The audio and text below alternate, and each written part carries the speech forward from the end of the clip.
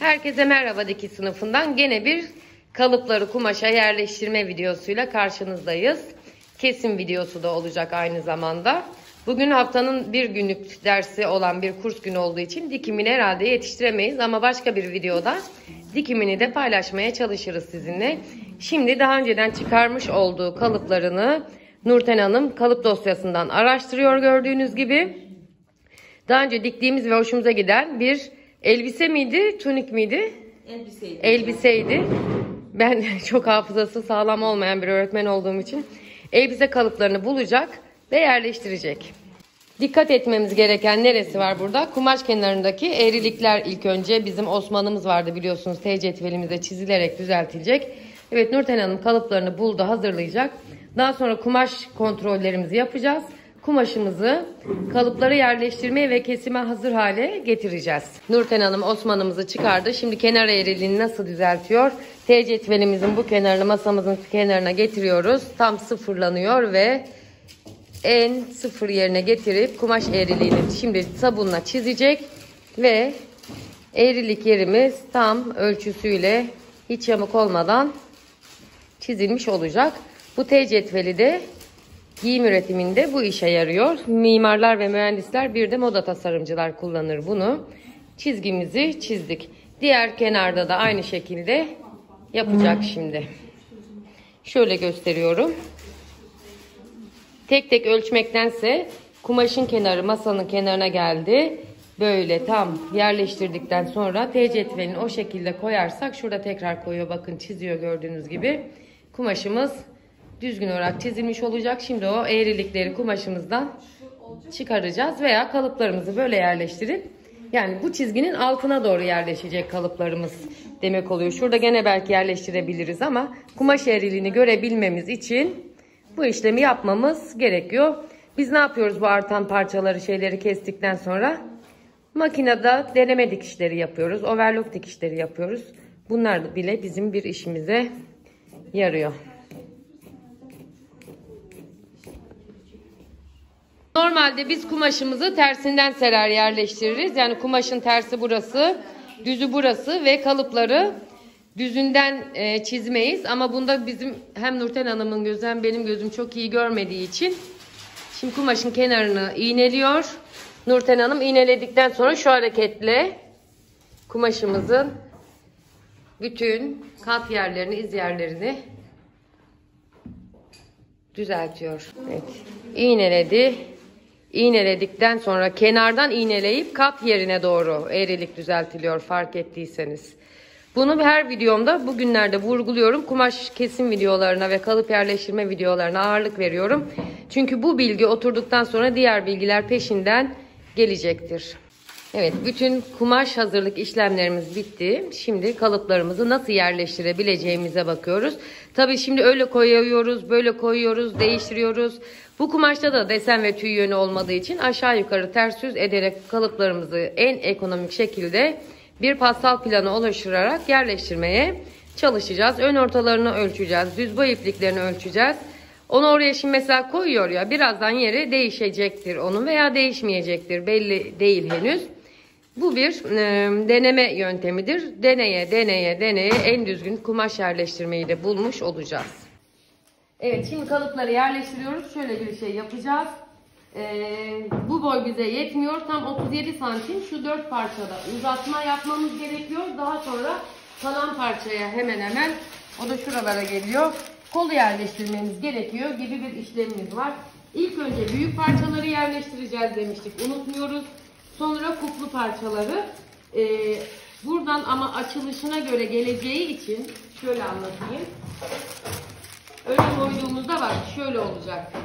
Yani bu böyle açılacak 37 santime kadar, bu da böyle açılacak. Etek ucuna doğru biraz dikiş payımız azalacak gibi olacak. O yüzden biraz daha böyle bunları aşağı yukarı kaydıra yapmaya çalışacağız. Mesela şunu şöyle koyacağız. 37 santime kadar uzatabiliyor muyuz? Ona bakacağız. Şöyle biraz daha alabiliyoruz hatta 37 santime kadar. Kumaş yerleştirme aşaması ve kalıp çıkarma aşaması biraz zahmetli gözükse de kalıp elinizde bir kere olduktan sonra istediğiniz uzunlukta, istediğiniz kısalıkta her şeyi yapabilirsiniz. Arka ortası, şurası kumaş katı olacak şekilde yerleşecek. Dikiş yoktu diye biliyorum, ben arkada öyle hatırlıyorum yani. Dikiş yoktu. O buraya geldiği zaman işimiz biraz daha kolaylaşacak gibi. Şuradan 37 santim önce bir yerleştirelim, sonra iğneleyelim. 37 santim oraya, şuraya da 37 santim yettikten sonra kol parçamızı şuralara bir yerlere yerleşecek gibi duruyor zaten. 2 parçalı kol. Şimdi biz ne yapacağız?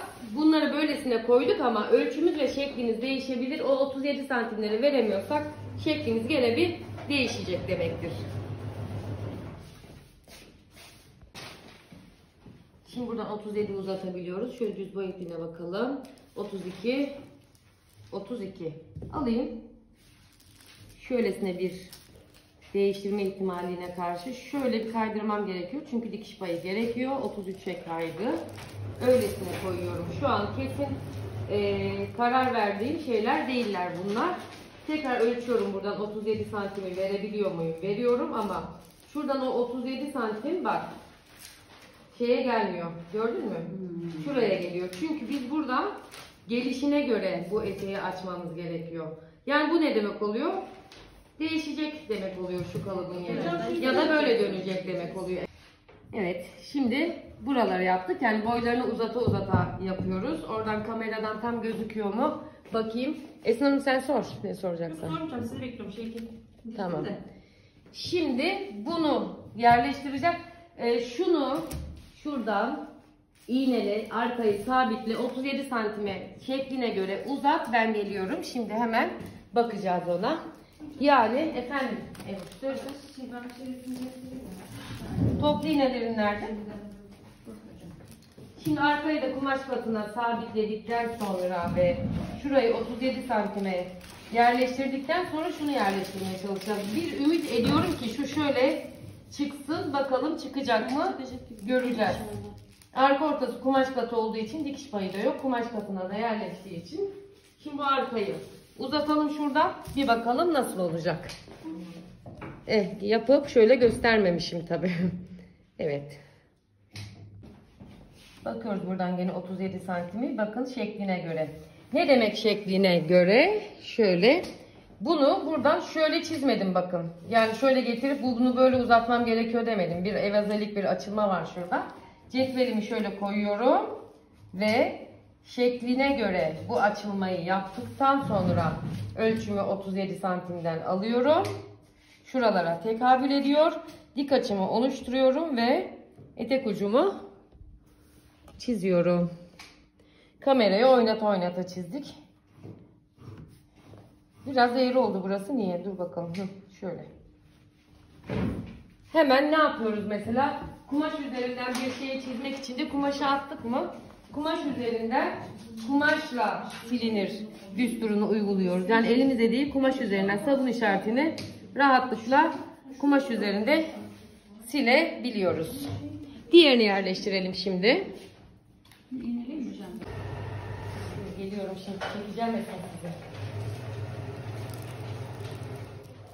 Şu an ben orada ders anlatırken bir yandan da Esin Hanım'la Nurten Hanım yerleştiriyorlarmış.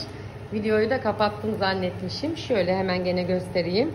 Evet, doğru yeri buldular. Video çekerken her evet dediğimde bir kutuya 10 kuruş atsaydım şimdiye çok param olmuştu. Şekline göre uzatıyoruz. Cetvelin şekline gelişine göre mutlaka.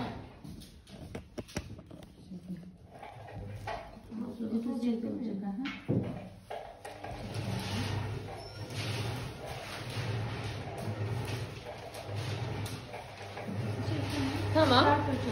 Evet. Osman'ımızla çizdik etek ucunu ya da her yerinden ölçerek Esin Hanım. Güzel oldu. Ne kadar fark ettiğini görüyorsunuz değil mi? Yani kumaşın yerinin ne kadar değiştiğini, kalıptaki yerinin. Ha bak bu böyle çıkıyormuş. Bunu da buraya, bunu da buraya yerleştirdim, sığdırdım diye bir şey asla yapmamak gerekiyor. Doğru işlem budur.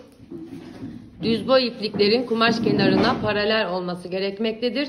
Her bir parçada uzatmalarımızı yaptık ve kalıpların yerini burada mesela 2 kursiyer, 3 kursiyer ve 1 öğretmen 3 kere, 4 kere, 5 kere değiştirdik. Neydi düsturumuz? 40 kere ölç, 1 kere biç. Şu an benim güzel kursiyerlerim 40 kere ölçüp sonra 1 kere biçecekler. Şöyle küçücük bir sınıfımı da göstermek istiyorum. Şurada bir kalıp çıkartma işlemi yapılıyor. Kimono yapacağız. Kimono kalıbı. Şurada da gömlek çalışması yapıyoruz. Şurada tuning kalıbını çıkaracağız. Şurada da ben bir kimono dikiyorum. O var. Hemen dönüyoruz. Evet, şimdi kolu bakalım nasıl yerleştireceksiniz. Onu birlikte izleyelim. Şimdi düz boy ipliklerini ölçmememize rağmen 3 aşağı 5 yukarı kolu bu şekilde yerleştireceğiz. Bakın, katlanan yeri, yani kumaşın bütün kalacak olan yeri, yani şurası hep boşa bırakıyorum ki bütün halde benim parçam kalsın diye. Yani bu kol buraya da belki yerleştiriyorsunuz. Bazen videolarda çok görüyorum. Esin, koyabilir misin onu? Koyuluyor. Buradan da parça kalıyor ama bütün parça kalıyor. Ben kat parça, yani açıldığı zaman büyük bir parçam kalsın istiyorum. O yüzden daima kalıplarımızı kumaşın kat tarafına doğru değil, kenar tarafına doğru yerleştirmeyi doğru buluyorum. Onu o şekilde öğretiyorum. Sizin de o şekilde yapmanızı istiyorum. Kumaş yerleştirmemiz bu şekilde olacak. Biz şimdi düz boy ipliklerini ölçtük. İğneleyebilirsin Nurten Hanım. Yaptık. Kolumuzun yerine de karar verdik. Şu kadar parçamızı da vallahi de arttırdık. Arttırmak zamanlarını en sevdiğim zamanlar olarak kabul edebilirsiniz. Ne yapacağız ki hocam biz o kumaşı, ne olacak? Hayır, bir kız çocuk eteği çıkar, yelek çıkar, şort çıkar. Çıkar da çıkar yani. Neden şimdi böyle bir kumaş arttırabiliyorken ve ekonomik yerleştirebiliyorken? Hem daha önceki videolarımda da söyledim. Bu bizim dünyaya olan borcumuz da aynı zamanda. Niye atıp çıkaralım? Niçin yani? O yüzden şöyle bir yukarıdan göstereyim kalıp yerleştirme videomuzda. Burada sona eriyor ama çizdik çizdik, çizdik çizdik, çizdik, kuyruğuna geldik.